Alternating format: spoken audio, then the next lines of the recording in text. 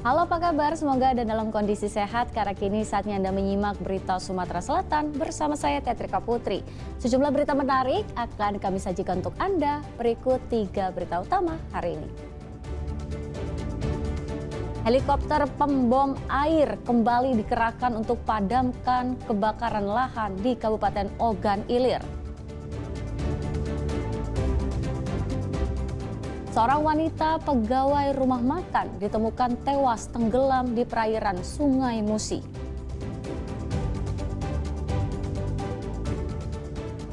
Para pelajar antusias lihat pameran beragam alutsista TNI di Puslapur, Martapura, Kabupaten Ogan, Komering Ulu Timur.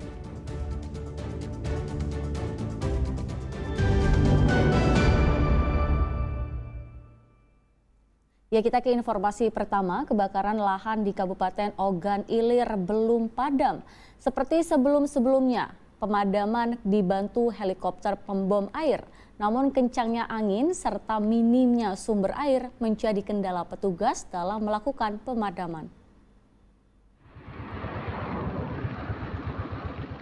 Petugas gabungan terus melakukan upaya pemadaman di lahan terbakar di kawasan Desa Rambutan, Kabupaten Ogan Ilir hingga Senin pagi. Di tengah proses pemadaman lahan yang gencar dilakukan Satgas Karhutla, titik api baru kembali bermuncul. Hal ini menyebabkan kebakaran lahan di kawasan ini tak kunjung tuntas. Upaya pemadaman dilakukan dengan menerjunkan 25 personel gabungan yang terdiri dari Manggala Agni, BPBD Ogan Ilir, serta TNI dan Polri. Pemadaman lewat udara kembali dilakukan oleh helikopter pembom air milik BPBD Provinsi Sumatera Selatan. Kencangnya angin serta minimnya sumber air jadi kendala petugas dalam melakukan pemadaman. Meski demikian, petugas terus melakukan penyemprotan agar api tidak semakin meluas. Kali ini diperkirakan luas lahan yang terbakar mencapai 5 hektar. Bahan bakar cukup kering, kemudian beberapa titik jauh dari sumber air. Untuk kondisi sekarang ini gimana, Pak? Alhamdulillah saat ini api sudah dapat kita kendalikan, tinggal kawan-kawan lakukan kegiatan top-up. Desa Rambutan dikenal sebagai daerah rawa sehingga sangat rawan akan kebakaran lahan saat cuaca panas. Untuk itu masyarakat diimbau tidak melakukan pembakaran lahan karena akan berdampak luas terhadap lingkungan sekitar. Dedi Ruansyah melaporkan dari Kabupaten Ogan Ilir. 4 hari hilang jasad seorang wanita pegawai rumah makan yang dilaporkan tenggelam di perairan Sungai Musi ditemukan. Korban ditemukan dalam kondisi meninggal dunia tersangkut di tanaman enceng gondok.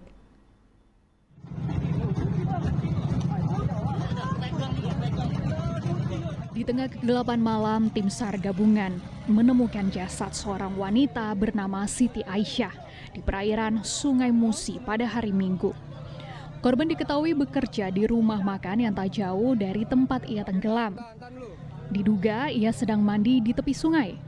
Namun karena terpeleset saat berada di tepi Sungai Musi hingga akhirnya tenggelam terbawa arus sungai yang sedang pasang. Jasad ditemukan dalam kondisi tersangkut tanaman enceng gondok sekitar 1 km dari titik awal korban dilaporkan tenggelam. Tim SAR lantas mengevakuasi jasadnya menggunakan perahu karet untuk dibawa ke Rumah Sakit Bayangkara guna pemeriksaan forensik. Korban sudah kita temukan dan korban dalam keadaan meninggal dunia oleh tim SAR gabungan. Selanjutnya korban dievakuasi dan dibawa kemana, Pak? Setelah korban kita evakuasi, kita serahkan ke pihak kepolisian dan selanjutnya dibawa ke Rumah Sakit Bayangkara. Sebelumnya, wanita yang berprofesi sebagai pegawai rumah makan itu dilaporkan tenggelam di perairan Musi, tepatnya di kawasan Lorong Gayam, pada Kamis lalu. Muhammad Ardi melaporkan dari Palembang. Ya, maksud hati ingin menolong seorang pemuda di kota Palembang justru menjadi korban pembegalan. Di bawah ancaman senjata tajam, pelaku merampas sepeda motor milik korban. Atas kejadian ini, korban menderita kerugian hingga belasan juta rupiah.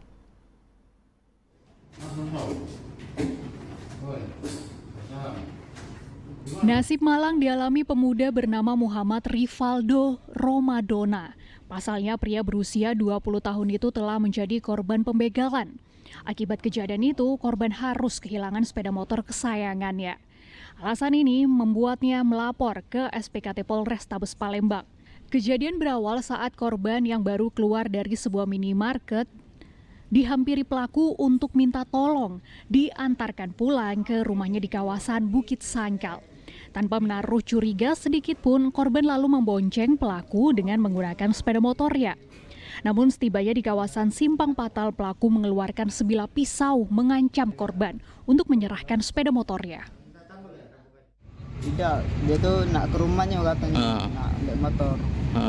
Tapi taunya tidak. Oh, berarti dari Alfamart itu dia tuh minta antar ke kita bonceng berdua? Dia ngomong nak ke rumahnya, tahu-tahu di Patal dia usul. Wah.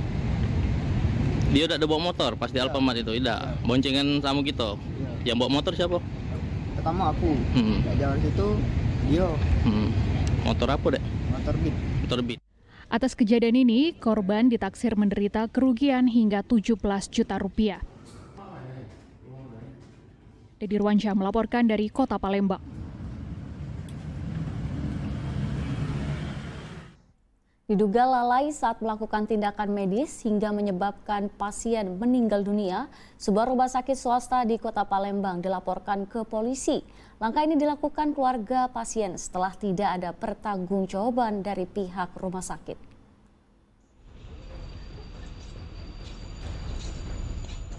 Kehilangan orang tua tercinta jadi alasan Ferry Afrianto didampingi kuasa hukumnya mendatangi sentra pelayanan kepolisian Polda Sumatera Selatan. Kedatangan pria berusia 36 tahun itu bermaksud hendak melaporkan sebuah rumah sakit swasta di Kota Palembang. Rumah sakit itu diduga lalai di saat melakukan tindakan medis terhadap orang tuanya. Akibatnya pasien meninggal dunia saat menjalani perawatan di rumah sakit. Peristiwa ini bermula saat pasien diketahui mengidap penyakit TBC, dibawa oleh keluarganya ke rumah sakit yang berada di Kecamatan Kemuning pada 29 Agustus lalu. Namun saat menjalani perawatan, terdapat sebuah permasalahan ditemukan, mulai dari pemasangan selang infus yang terlepas hingga obat yang diresepkan dokter. Namun tidak diberikan perawat pada pasien selama 3 hari perawatan. Akibatnya kondisi pasien itu pun terus memburuk hingga dinyatakan meninggal pada 2 September. Sudah datang ke depan, tetapi dari Hermina belum ada tanggung jawab dari dulu ke keluarga korban. Supaya kami lakukan upaya hukum dan kami lakukan hak ini baik ke secara pidana maupun secara perdata. Mungkin harapan kita Pak dengan polisi sendiri apa? Harapan kita agar kasus ini cepat ditindaklanjuti dan ini sesuai dengan laporan kami agar cepat diselesaikan dan ditindaklanjuti oleh pihak kepolisian. Kasus ini. Langkah hukum ini dilakukan keluarga pasien setelah somasi atau peringatan yang mereka berikan tidak direspon dengan baik oleh rumah sakit. Selain melaporkan secara pidana, keluarga pasien juga menggugat kepada manajemen rumah sakit secara perdata. Dedi Ruansyah melaporkan dari Kota Palembang.